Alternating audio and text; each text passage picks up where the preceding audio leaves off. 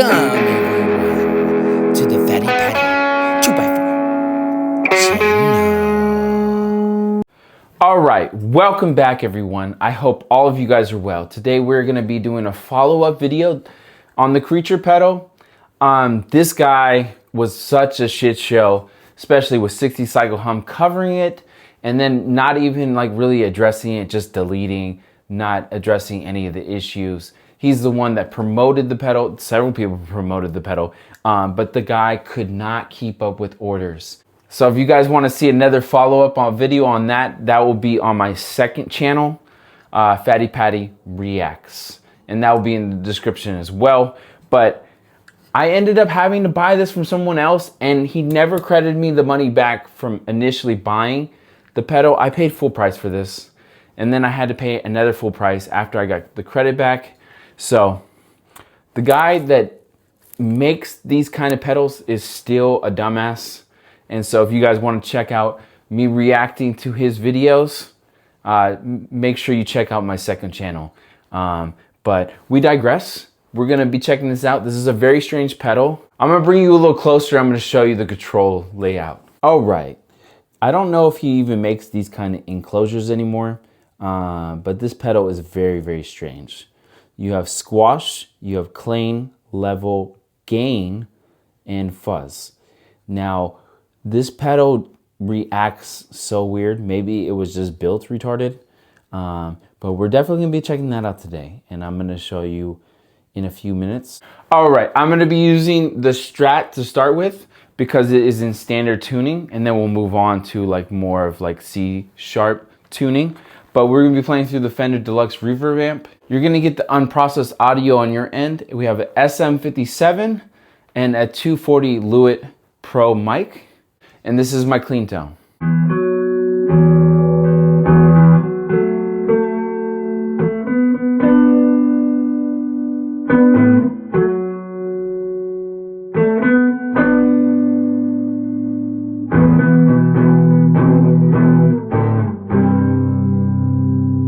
I honestly wish that I could talk while I'm demoing this stuff, but a lot of times I can't do that. But we're gonna start everything at 12 and we're just gonna go through and you could hear the difference.